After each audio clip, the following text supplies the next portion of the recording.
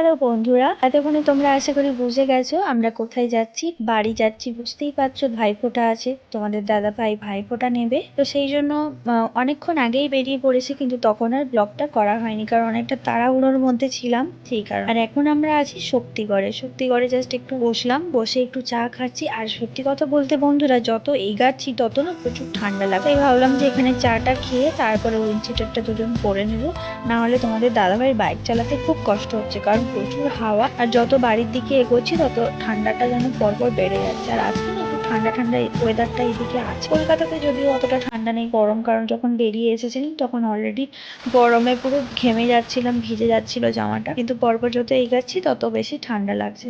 তো এখন একটু চা খাচ্ছি, তারপরে মাঝখানে মনে হয় আমার একটা ফোন এসেছিল, কথা বলছিলাম। তো এরপরে আবার বাড়ির উদ্দেশ্যে রওনা দেবো। তো দেখো বন্ধুরা, আমি চলে এসেছি বাড়িতে। সারা রাস্তাতে ভিডিও করার মতো একটু সময় পাইনি কারণ আজকে সেভাবে দাঁড়ানো হয়নি। কলকাতা থেকে বেরিয়েছি, শক্তিগড়ে একবার দাঁড়িয়েছিলাম, ওখানে একটু চা খেয়েছিলাম, তখন একটু ক্লিপ নিয়েছিলাম। তারপরে সোজা একদম বাড়ি চলে এসেছি। বাড়ি এসে খাওয়া দাওয়া করে নিয়েছি, খাওয়া দাওয়া করে নিচে এলাম। এই যে এখন এরা তিনজন বসছে, এখন গল্প করছে, আমি এটা চেঞ্জ করব। তাই ভাবলাম তোমাদেরকে আপডেট দিয়ে দিই, কালকে যেহেতু ভাইফোঁটা আছে ওই জন্য আমাকে তো প্রেজেন্ট থাকতে হবে, কারণ খুন্তি নাড়ার দায়িত্ব তো আমার হাতেই থাকে। বাকি সবাই খাবে, আমি খুন্তি নাড়বো। ঠিক আছে, চলো কালকে সকালে দেখা হবে। কালকে রাতেই তোমাদেরকে বলেছিলাম যে রান্না বান্না করতে হবে, তো সেরকম কথা অনুযায়ী চলে এলাম সকালে রান্নাঘরে। ঘুম থেকে ওঠার পর গায়ে একটু জল ঢেলেছি, নাইটিটা চেঞ্জ করেছি, ব্রাশ করেছি, ফ্রেশ হয়েছি, তারপরে সোজা চলে এসেছি একদম নিচে এসে চায়ের অর্ডার পড়ে গেল, তাই এখন চা করতে চলে এলাম। তো কম বেশি সবাই এখন ঘুমোচ্ছে, কিছু কিছু মানুষ উঠেছে। তো যেহেতু আমাকে আমার কাজকর্ম করতে হবে, তার জন্য ভাবলাম যে চাটা একটু বেশি পরিমাণ করে রেখে দেবো, কারণ ওই 14 বার ধরে চা করার ডিপার্টমেন্টে থাকলে বাকি কাজগুলো করতে আমার সমস্যা হবে, কারণ ফাইনালি যেহেতু আমাকেই সবকিছু করতে হবে, তো আমাকে তো আমার দিকগুলো ভাবতে হবে। তো সেই জন্য ভাবছি একটু চাটা বেশি করে রেখে দিই, যে যখন উঠবে তখন গরম করে চাটা দিয়ে দেবো। তো এখন দুধ চাই করছি, তার সাথে একটু আদা দিয়ে দিচ্ছি, কারণ যেহেতু এখানে হালকা ঠান্ডা পড়ে গেছে আর বাড়িতে কম বেশি সবারই একটু শরীর খারাপ, কাশি আছে, তো সেই জন্য একটু আদা দিয়ে চা করছি।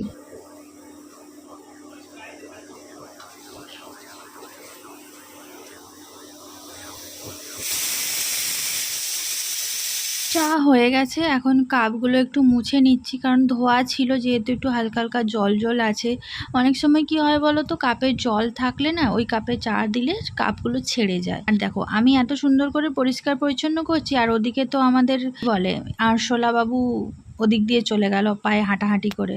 আর দাদুকে জিজ্ঞাসা করেছিলাম, দাদু বলছিল আমি চা খাবো না। যেই দেখলো যে এখন আমি চা করছি, উনি দেখতে পেয়ে এসে কাপটা নিয়ে চলে এলো, এসে একটু দিয়ে দিলাম, নিয়ে চলে গেল। খুব একটা বেশি চা খায় না, একদম সামান্য, হয়তো 3 থেকে 4 চামচ, 4 চামচও 4 চামচ চা খায়, কিন্তু ওই যে একটু নেশা থাকে। আর আমি যখন চা করি, আমি যতবারই চা করবো ততবারই একটু একটু করে খাই। দাদুর প্রচুর পরিমাণে ঠান্ডা লেগে গেছে, যার কারণে ওই যে দেখতে পাচ্ছ টুপি পরে বসে আছে, প্রচুর কাশি হচ্ছে। আর এদিকে আমি চা সবাইকে ডিস্ট্রিবিউট করে দিলাম। এখন আমি এই চায়ের কাপটা নিয়ে বসলাম।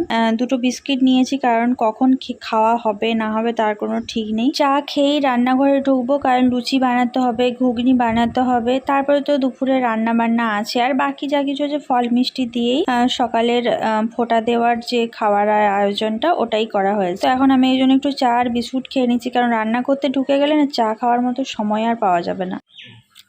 গুড মর্নিং বন্ধুরা, এখন চা খাচ্ছি।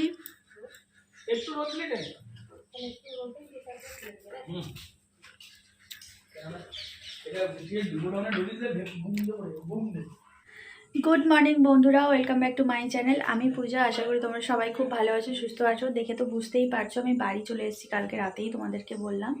আর যেহেতু আজকে ভাইফোঁটা, তো তার জন্য সকাল সকাল চলে এসেছি রান্নাঘরে। এখন রান্না বান্না করতে হবে, যেটা আমার ডিউটি, আমাকে তো করতেই হবে। তো সকালে এসে চাটা করলাম, চা খাওয়া হয়ে গেল। আর আমার ইউটিউব পরিবারের সকল দাদা ও ভাইদের সবাইকে জানাই শুভ ভাতৃ-তৃতীয়ার অনেক অনেক ভালোবাসা ও শুভেচ্ছা। বড়োদেরকে আমার অনেক প্রণাম, ছোটোদেরকে অনেক ভালোবাসা। তো সবাই খুব ভালো থেকো আর খুব ভালো করে ভাইফোঁটা পালন করো, আনন্দ করো। আর আমি এখন সবার জন্য রান্না করি, কারণ এটাই হচ্ছে আমার কাজ। আমি রান্না করব, বাকি সবাই ফোঁটা নেবে আর খাবে। ঠিক আছে, চলো পরে আবার কথা হচ্ছে, সাথে থেকো। আজকের ব্লগটা সারাদিন যা কিছু হবে তোমাদের সাথে শেয়ার করব।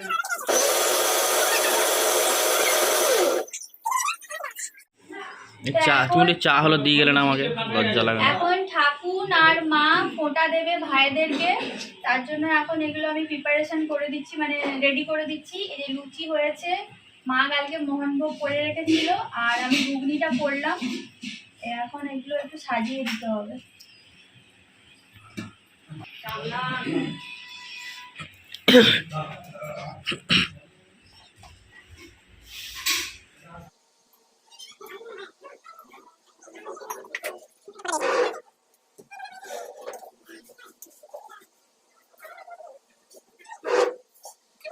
ওখানে রান্না বান্না করব বলে সব মশলা বাটাবাটি করছিলাম, আর মামিমা একটু কাটাকুটি করে দিচ্ছিল, আমি সবজিগুলো কাটাকাটি করছিলাম। মামিমাকে বললাম যে আপনি আদা রসুন পেঁয়াজটা ছাড়িয়ে রাখুন, আমি আসছি। এদিকে ঠাকুন বলল যে ফোঁটা দেবে, মা মামাকে দেবে, ঠাকুন তার ভাইদেরকে দেবে, ওই জন্য প্লেট এখন সাজিয়ে দিচ্ছি।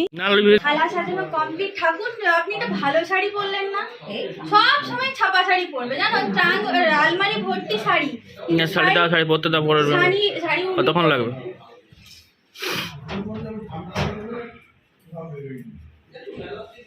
আপনার এখন আলমারি আমি কিনছি।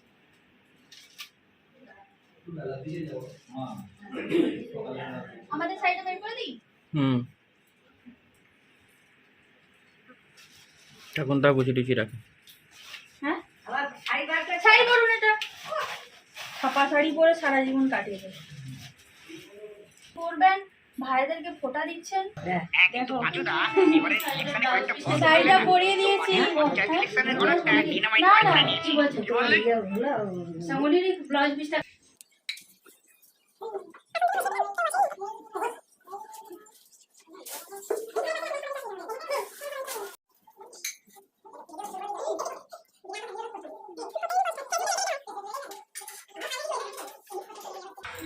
আর এদিকে আমি পনিরের তরকারিটা বসিয়ে দিয়ে ওখানে খাবার রেডি করতে গিয়েছিলাম, তাই এখানে এসে একবার দেখে নিচ্ছি।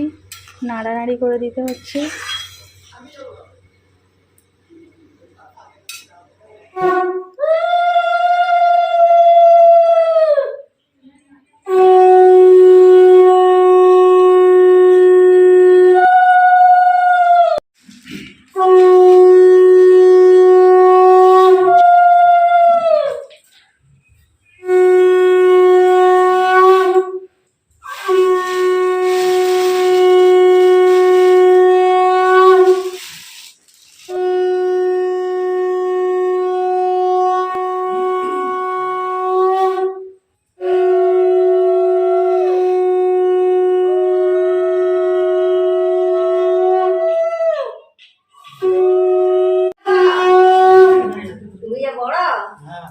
ভুলে গেছে, মামা কনফিউজ হয়ে গেছে।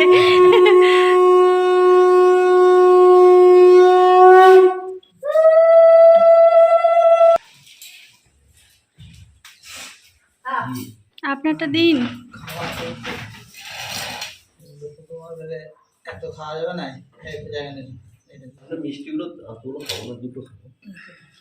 হ্যাঁ, এবার প্রদীপটা সরিয়ে ফ্যানটা চালিয়ে দিন, নাহলে গরমে অবস্থা খারাপ হয়ে যাবে। চালিয়ে দিলাম আমি ফ্যান।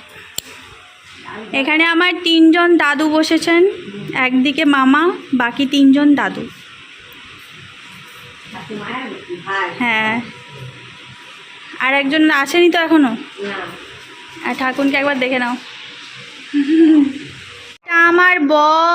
আমার বরকে কত সুন্দর করে দেখো সাজিয়ে দিয়েছি। এই পাঞ্জাবিটা আমি বেসিক্যালি ভাইফোঁটার জন্য কিনে দিয়েছি। কেমন হয়েছে তোমরা জানিও কমেন্ট করে। আর আমার বর খালি সবসময় বলে আমি কালো, আমাকে হলুদ ছাড়া কিছুই ভালো লাগে না, আমাকে হলুদ ছাড়া কিছুই ভালো লাগে না। আর এই যে এ এখন জামাইবাবু হয়ে সেজেছে। এখন দু ভাইকে সাজিয়ে দিচ্ছে। বড় দাদা এখন ভাইয়ের পাঞ্জাবি পরিয়ে দিচ্ছে। কোচাটা পরলে না, তুই পরলে না কেন, চোস্তা পরলে না কেন? এটার সাথে কিন্তু জিন্স ভালো লাগে না, একদম ভালো লাগে। কালারটা যদি লাইট হতো ভালো লাগতো। ডিপের সাথে ডিপ কোনোদিনও যায় না, ডিপ কালারের সাথে লাইট কালার। তুমি একটু ভালো করে দেখে নাও, তোমাকে একদম সেরা লাগছে। দেখো আমি হচ্ছি এই যে আমার বরের বউ। এটা হচ্ছে গিফট, ও যাচ্ছে ফোঁটা নিতে, আমি নিয়ে যাচ্ছি গিফটের তোলে। যদি পেছনে যাচ্ছি একটা লুচি মিষ্টি যদি পাওয়া যায় ফ্রিতে।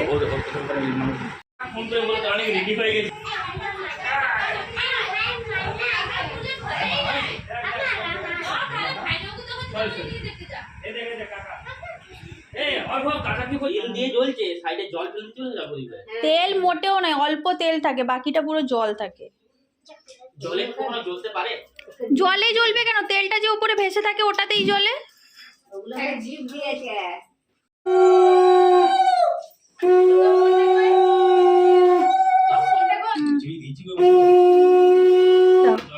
কি আছে? বোনই তো।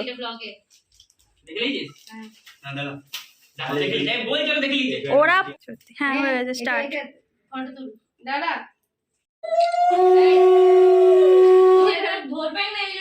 তুই এটা তুল, এটা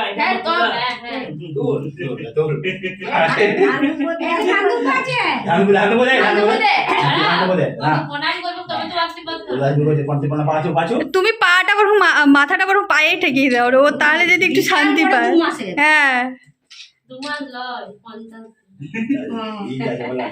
দেখেছো, মানে যে পেটে ছিল সে মনে রেখেছে কতদিন। হ্যাঁ তবু হলো না, একবারে মাপে মাপে। তো গিফট দিচ্ছ আবার কি? আর সময় পাইনি, নাইট ডিউটি করতে করতে সময় পাইনি, তার জন্য আমি পয়সা দিয়ে দিচ্ছি। না টাকা দেওয়া হবে না, যে ভালো করে আশীর্বাদ করো যেন তাড়াতাড়ি, হ্যাঁ দুজনকে নিয়ে যেন আসতে পারে। পরে বলছি যেন দুজনকে নিয়ে আসিস।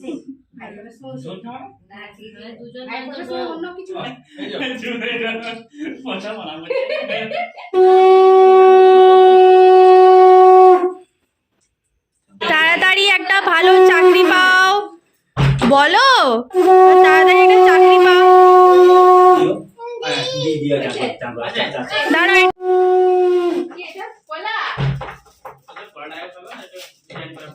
হ্যাঁ তোমার তো আর লাল দেওয়া হয়নি, তাড়াতাড়ি পাস কর। কুজে বসে আছে তো, সোজা হয়ে বল। হয়ে গেছে। কুজে নাইট ডিউটি চললে আর অবস্থা। পাটা দাও, পাটা দাও। হে, হে, ঘচায় গেছে ষষ্ঠাঙ্গে উভয়।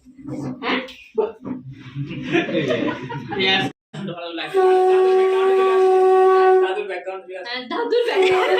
মোটা বলে দেয়নি, এটাই অনেক।